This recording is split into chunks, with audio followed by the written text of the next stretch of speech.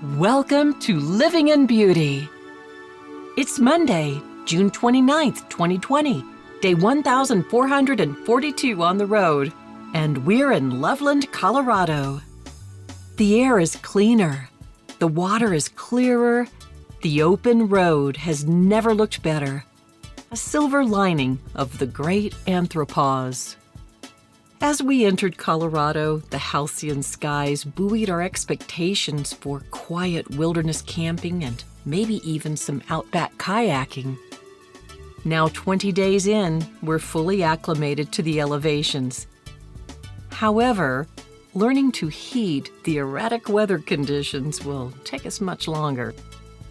On the western slope, the thrill of being caught in a rogue thunderstorm far from shelter is always on the table. Spending quality time in Colorado is new to us. Autumn of 2016, we ducked into Fort Collins for emergency beast repairs. Then in 2019, we zoomed through on the Cannonball Crawl. But this hot COVID summer chased us out of the fruited plains and up into cool and breezy mile-high country. Here, we're basking in the hospitality of good friends and purple mountain majesties, and taking what refuge we can from the weariness and stress of this pandemic. Ever since we pulled into Mancos as the delighted overnight guests of Mancos Brewing Company, we haven't needed an air conditioner. After months of staying mostly to ourselves, we were jonesing for company. Outside, at our patio table, a proper COVID's distance from local patrons, our spirits lifted and anxieties just melted away. It's lovely how submitting to life's new rules binds community.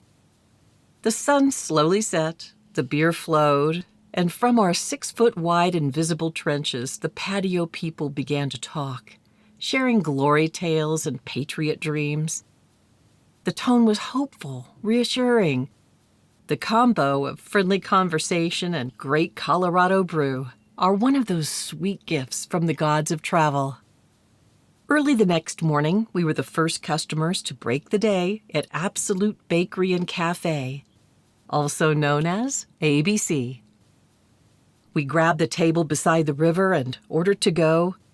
While waiting, we sloshed back grogs of Black Death and took a solemn vow to someday return to charming and friendly Mancos and in bed for a season of more of this. After much deliberation about how to get to Telluride, we took the Lizard Head route. The views were spectacular, and the 2-lane mountain highway was plenty wide with good shoulder and frequent pullouts. On the way, we stopped to visit some crazy wonderful friends who live in an airstream down by the river.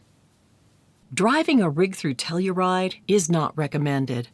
We did our research twice, and it did not pay off. We still missed the turn. Somehow, though, we made it through town, turned around, and found parking beside the highway. From there, we enjoyed a brisk 2-mile walk through the bloomin' sweet little village where we had a pozole and burrito lunch on the patio at La Cocina de Luz. Later that afternoon, we arrived to our campsite on the Uncompahgre River in Ouray and unhitched. In the early evening, we drove up a steep, narrow, unpaved, switchbacking mountain road to our friend Denise's house. An old saying I just made up goes, "Coronadans never die. They just moved to 7th heaven." Our beautiful friend Denise infected us with a serious case of cabin envy when she and her champion Newfoundland hound, Sir Blake, toured us around their private mountain paradise.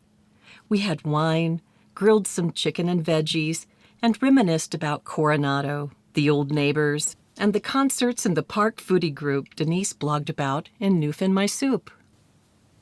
After-dinner entertainment began promptly with the stealth entrance of a sassy summer blizzard that dusted us with the mountain spirit. We spent 2 days in Ouray, enjoying the breweries, the shopping, and reading real estate billets. Leaving Ouray, we drove Highway 550 north to Highway 50 east of the Gunnison National Forest. Now, Jim navigates these trips. I describe the places I'd like to see, usually wilderness with water, and he charts the journey. It's his way of delighting me with the gift of discovery. The drive into Gunnison National Forest to Blue Mesa Reservoir was both thrilling and terrifying. 7 miles of inching along unpaved washboard road past working ranches and cow pastures took us almost an hour. It was worth it. We spent 4 serene days at Ponderosa Campground. And due to COVID-19, they waived the camping fee. Now, Jim needed this place to heal. He fell in an unmarked drainage trench at the KOA in Ouray and made a bloody mess of his knee. Grounded with a book, he and Pico stayed home with the view and the hummingbirds for company while I took to the water. Blue Mesa Reservoir is not only a scenic paradise, but it's the largest body of water in Colorado, and it's accessible from the campground. It's a little embarrassing, but whenever possible, I like to sing when I paddle. In this place of solitude, I could sing loud as I cared to.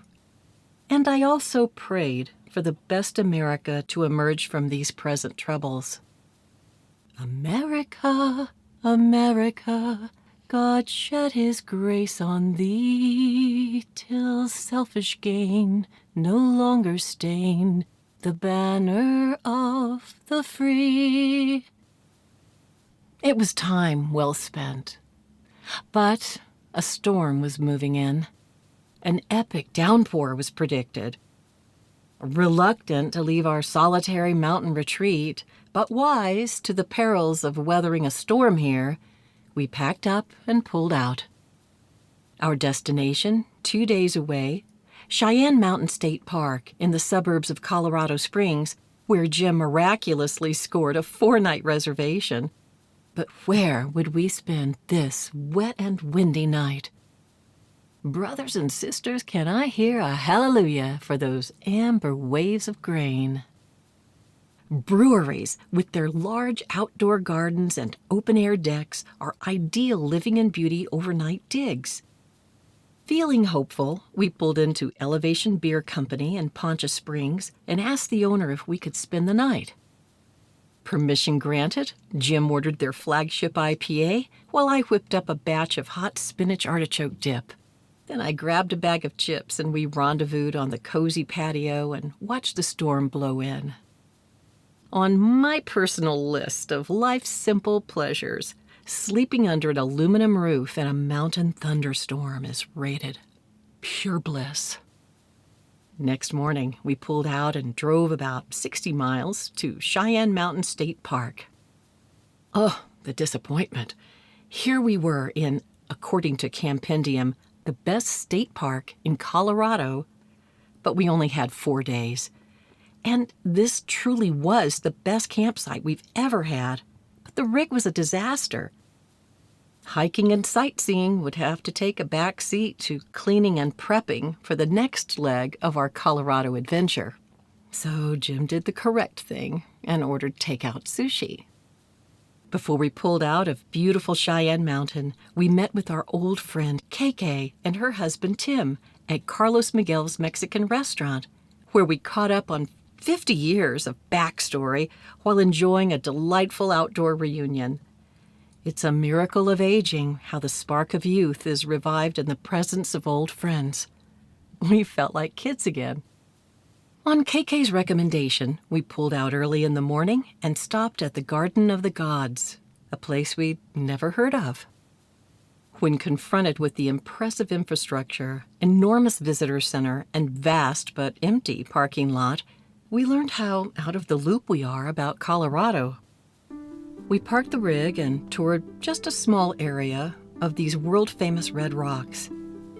In near solitude with a mere handful of tourists, a rare experience. No, these are not America's best days. Our alabaster cities have a way to go before they'll be undimmed by human tears.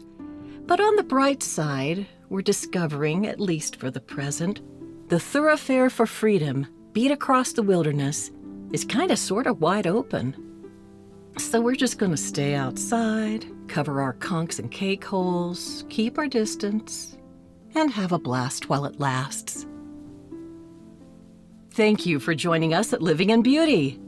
If you like this post and want to be notified when a new one is released, please enter your email address and click that follow button at the bottom of this page. For more info, check out our travel maps and facts.